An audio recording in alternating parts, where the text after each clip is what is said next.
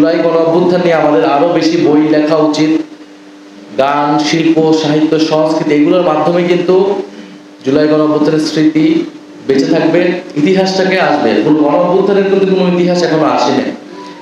এর আগে আমাদের আসিফ মাহমুদ একটা বই লিখেছেন, এছাড়া অনেক বই বের হয়েছে গত বই মেলাতে গতবারে। কিন্তু গণ অভ্যুত্থান নিয়ে এই সময়টা আর একটু সময় গেলে হয়তো আমরা বুঝতে পারবো গণ অভ্যুত্থান আসলে কি হয়েছিল এবং কিভাবে পরবর্তী ঘটনা কিভাবে কি গিয়েছে। ফলে গণ অভ্যুত্থান নিয়েও প্রচুর পরিমাণে গবেষণা হওয়া প্রয়োজন, বই লেখালেখি প্রয়োজন এবং এটা নিরপেক্ষভাবে হওয়া প্রয়োজন, কোনো দলীয় দৃষ্টিকোণ থেকে না। এ কারণে আমরা চাই যে একটা নিরপেক্ষ জায়গা থেকে যারা কাজগুলো করেন তাদেরকে আমরা উৎসাহিত করতে চাই এই বিষয়ে। আপনারা এই বিষয়ে লেখালেখি করুন। জুলাই গণ অভ্যুত্থান, তরুণ নেতৃত্ব এবং বিগত সময়গুলোকে আমাদের আসলে আরো বিশ্লেষণ করা উচিত যে এই সময়গুলোতে আসলে আমাদের কোথায় ভুল হইলো, কোথায় সফলতা হইলো, কোথায় সম্ভাবনা ছিল, সেই সম্ভাবনাগুলো এখনো আছে। আমরা সেদিন কাজে লাগাতে চাই। এবং পুরো দুনিয়াতেই আজকে নেপালে নির্বাচন হয়েছে, নেপালে গতকালকে নেপালে নির্বাচনের ফল করে সেখানে অভ্যুত্থানকারী আমরা শুনতেছি তারা সেখানে এগিয়ে আছে, তারা বড় সফলতা পেতে যাচ্ছে। 2024-25 পুরা সময়টা কিন্তু জেনজি মুভমেন্ট হয়েছে পুরা দুনিয়াতে বিভিন্ন জায়গায়।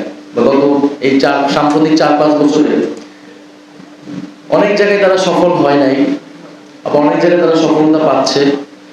বাংলাদেশের কেসটাও ডিফারেন্ট, বাংলাদেশের প্রেক্ষাপটটাও অনেক ভিন্ন।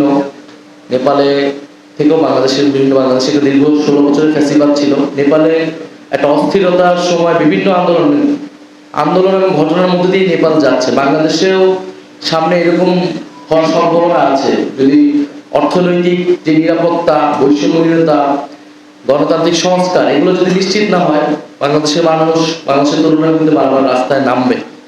আমরা চাই যে একটা স্থিতিশীলতা, সংসদে এটা নতুন সংসদে এগুলো আলোচনা হবে, কিন্তু সেই জায়গা কিন্তু যারা সরকারে আছে তাদের উপর নির্ভর করবে। সেই জায়গা যদি সংকুচিত করে ফেলা হয় তাহলে আমারই বারবার রাজপথে আন্দোলন সংগ্রামগুলো গড়াবে। সেখান থেকে কিন্তু নতুন রাজনীতির সম্ভাবনা আরো বাড়বে, সামনের দিকে কিন্তু আগাবে।